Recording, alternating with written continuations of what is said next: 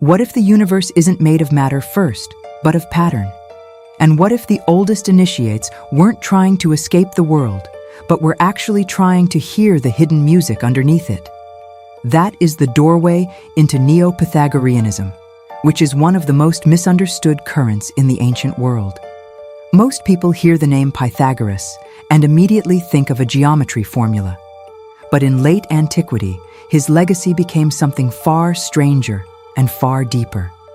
It became a spiritual philosophy built on the idea that number isn't just a way to count things. Number is the architecture of reality itself. To understand Neopythagoreanism, we have to begin before it even started. The original Pythagorean tradition, associated with Pythagoras back in the 6th century BCE, was never just about mathematics. It was a strictly disciplined way of life. It brought together ethics, cosmology, music, purification, and the transmigration of the soul. The Pythagoreans believed that the cosmos is perfectly ordered, that harmony is built right into existence, and that the human soul can either live in tune with that order or fall into dissonance. That is exactly why silence, diet, ritual restraint, self-examination, and the study of ratio all mattered so much. They weren't just random rules. They were actual technologies of alignment. But those original communities didn't survive unchanged. Over time, Pythagoras became half historical teacher and half sacred memory. Then, between roughly the 1st century BCE and the 2nd century CE, something truly remarkable happened. In a Mediterranean world full of religious anxiety, philosophical competition, and spiritual hunger, thinkers began reviving Pythagorean ideas in a totally new form. This revival is exactly what we call Neopythagoreanism. It wasn't one centralized school with a single creed. Instead, it was a family of related approaches. Some were more mathematical, some more metaphysical, some more ascetic, and some were almost priestly in their tone. What united all of them was the shared conviction that reality has a sacred structure and that number is what reveals it. One of the key environments for this revival was Alexandria, a place where Greek, Egyptian, Jewish, and later Christian thought were constantly crossing paths. Figures like Eudorus of Alexandria helped push Pythagorean ideas back into serious philosophical discussions. Moderatus of Gades deepened their metaphysical side, arguing that beyond the visible world stands a hierarchy grounded in the One. Nicomachus of Gerasa became especially important because he treated arithmetic not as dry calculation, but as a genuine path into the meaning of existence. And Numenius of Apamea, though he is often linked with Platonism, carried a strongly Pythagorean vision. He asked what true wisdom really looked like before philosophy became fragmented into competing schools. In the ancient imagination, even Apollonius of Tyana came to embody the ultimate ideal of the Pythagorean sage. He was disciplined, enigmatic, spiritually potent, and somehow much larger than ordinary life. So what did Neopythagoreans actually believe? Right at the center was the One.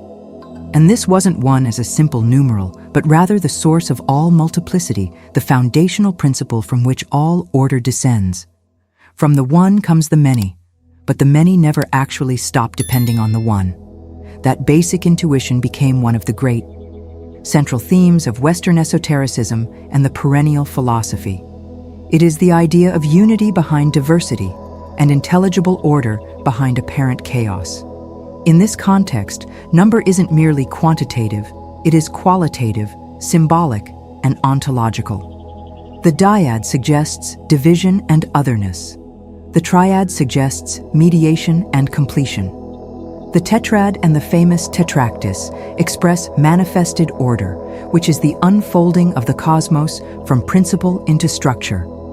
To a modern mind, that can sound pretty abstract, but to the Neopythagorean mind, it simply meant that existence is readable. The world isn't mute, it speaks in proportion. This is exactly why music mattered so much to them. Harmonic intervals showed that invisible mathematical relations could physically produce beauty, tension, and resolution. For Neopythagoreans, this wasn't just a side note, it was hard evidence. If sound obeys ratio and the soul responds to harmony, then perhaps the soul itself is structured, according to cosmic law. Tell me down in the comments whether you see number as quantity, symbol, or something somewhere in between. In my view, this is one of the main reasons Neopythagoreanism still feels so powerful today. It absolutely refuses to separate truth, beauty, and order. It suggests that ethics, art, mathematics, and spirituality are just different entrances leading into the exact same temple. Their ethics followed naturally, right from this worldview. If the soul is real, if it descends into physical embodiment, and if it can become entangled in disorder, then philosophy simply cannot be mere argument. It has to be therapy, purification, remembrance, and ascent. That is why so many Neopythagoreans heavily emphasized self-mastery, moderation, contemplation, a deep reverence for life, and a regular examination of one's own actions. Some inherited older teachings about the transmigration of souls. Some fully embraced symbolic dietary discipline. Some treated philosophical, living almost like an actual initiation. And this wasn't because they thought the body was evil, but because human life was seen as a testing field where the soul either remembers its divine source or completely forgets it. This placed Neopythagoreanism in a deep, ongoing conversation with other pagan traditions. It resonated perfectly with Orphism in its concern for purification and rebirth. It overlapped heavily with Platonism in its ascent from the visible to the intelligible. It also shared the ancient mystery religion's sense that truth isn't only taught, it is actively undergone.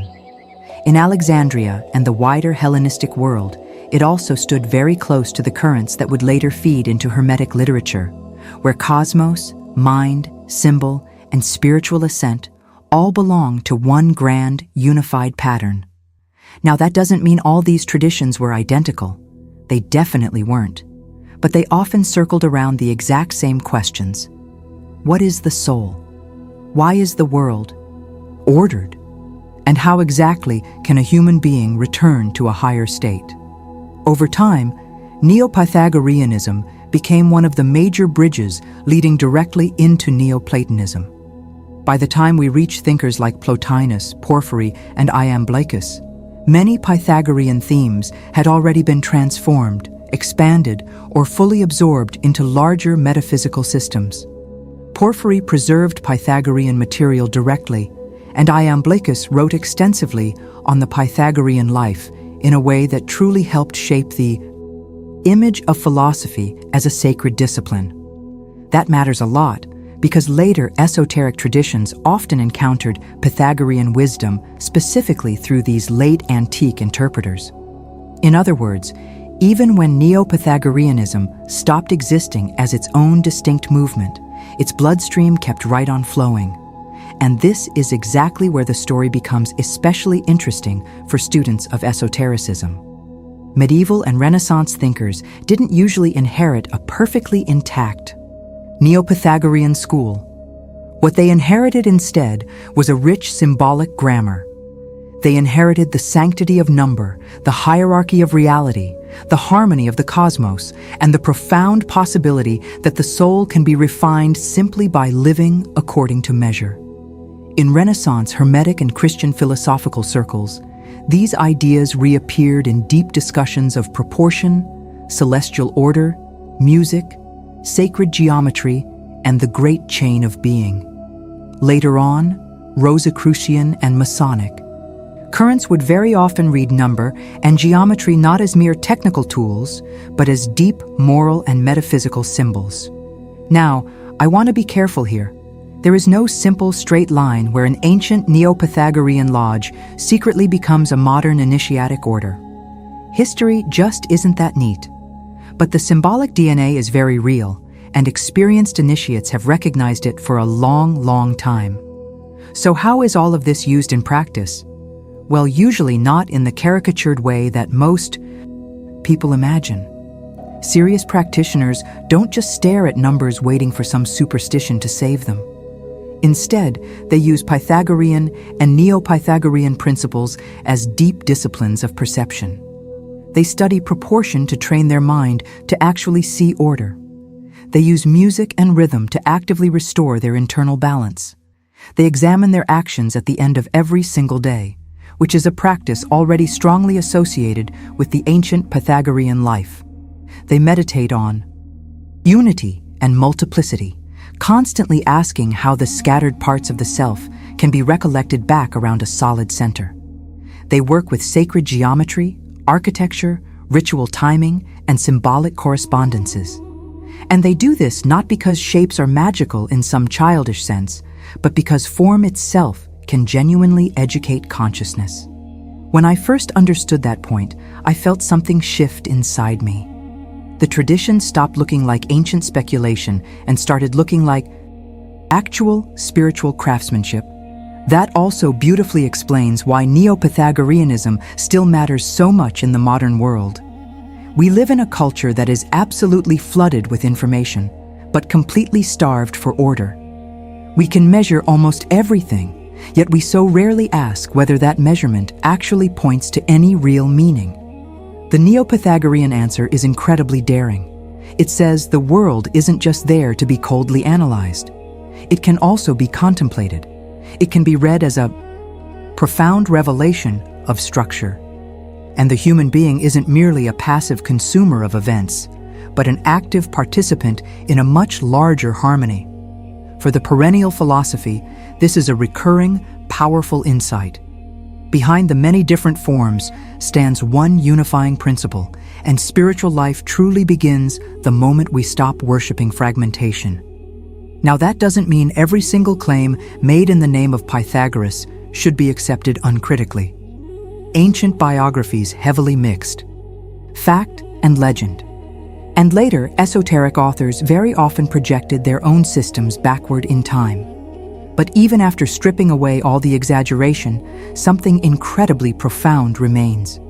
As scholars and ancient witnesses like Nicomachus, Porphyry, and Iamblichus help us clearly see, the Pythagorean current was never only about gathering external knowledge. It was always about becoming proportionate within yourself. And honestly, I think that is exactly why the tradition keeps returning in every single age that feels spiritually disordered. So maybe the real question isn't whether numbers rule the universe in some simplistic, mystical sense. Maybe the deeper question is whether reality is actually woven with intelligible relationships, and whether the soul genuinely suffers when it lives against them. Neopythagoreanism answers with a resounding yes. It tells us that to know the cosmos is also to perfectly tune the self. It tells us that harmony isn't just decorative, it is completely foundational.